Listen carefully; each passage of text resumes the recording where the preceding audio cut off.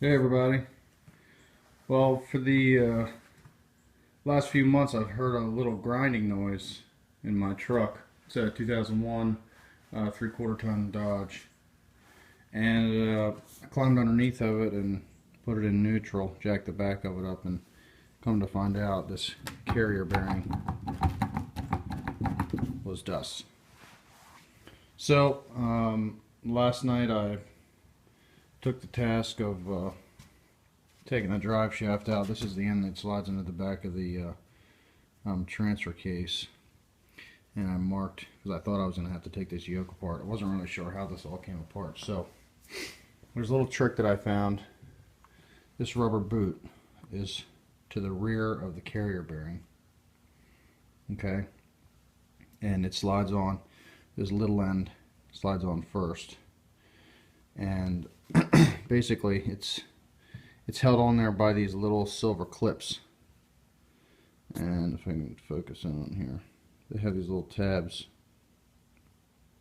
on there. So I just took a screwdriver and gently pried, because I want to reuse these. I don't think I can buy these from NAPA, but I'd like to reuse them because they do a good job of keeping the shaft sealed and keeping dirt out of this bearing. So there's one on each side, and the only thing you have to unbolt to get this section out, I thought you had to unbolt the universal joint off the pumpkin, but you don't. There's two bolts that go up into here. They're 15 millimeter. They're not easy to get out. I had to use an air ratchet on the far side because the fuel tank's in the way, but they bolt from the top down. There's a U bracket that bolts to the frame, and it's just a pain in the ass to get to. So that was the first thing I did, is I unbolted those two and I rested the shaft on the jack stands. And then I knew that this was splined into the other side of the shaft, and so the first thing that I did, and that's what this boot was also over top of. This boot goes over top of the other shaft. So the first thing I did was I popped this silver clip off of the rear end. I popped it off, and then I slid the boot off of that shaft that's over top of the spline, and then I just started tugging this thing out. But before I did that, I used the play that's created, because there's a universal joint right here. Once you unbolt this and let it down, you can pull it to the side gently to get this shaft out. Okay, so that's where the shaft goes into the tranny there, and that's where the carrier bearing is hung, right there. And this is the shaft that the spline goes into right here, and this is this recessed area is where this clip went, right there, with the boot over top of it. And there was enough play with this unbolted, the carrier bearing unbolted, there's enough play to get that slid out. So you do not have to take this yoke apart. And let me go upside down here.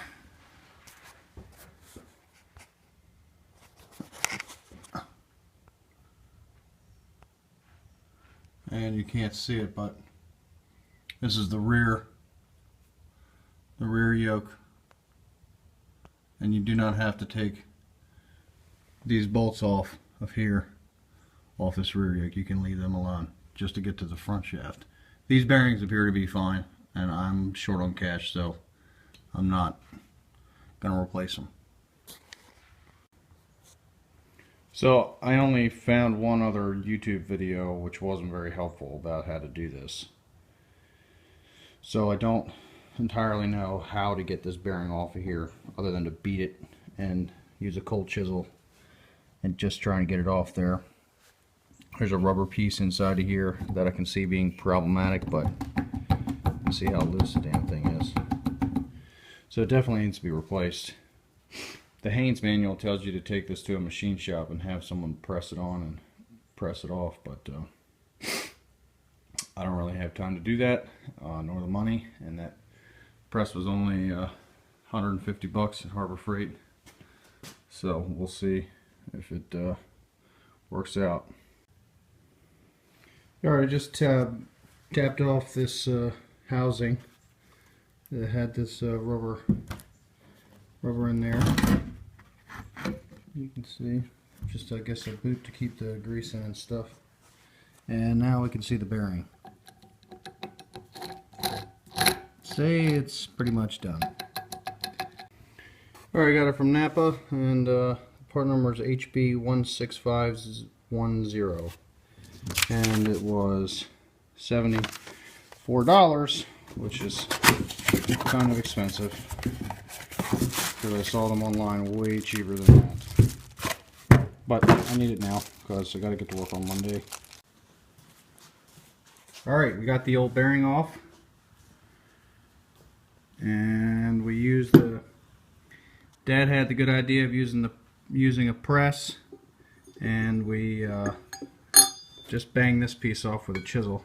But we used 2 pieces of plate, 1/4 inch plate, and just wedged it underneath of the bearing, and then just pressed it out, and it came off pretty easily. It's nice to have the press. And this piece came off first. The bearing goes on like this, and this piece goes on last, and we're going to press that in. So we'll get that set up right now while Dad is cleaning up the spline here. We got this, we pressed on this outer collar. What do we do that with? Piece of pipe. I'll use this piece of 3-inch exhaust pipe and just tapped it on there. And then we ended up not using the shop press for the bearing. We used this piece of, so we used this 1.5 inch piece of galvanized pipe that I had laying around, and it fit perfectly around the shaft, and we just gave it a good whack, and we think that it's seated. So that's it.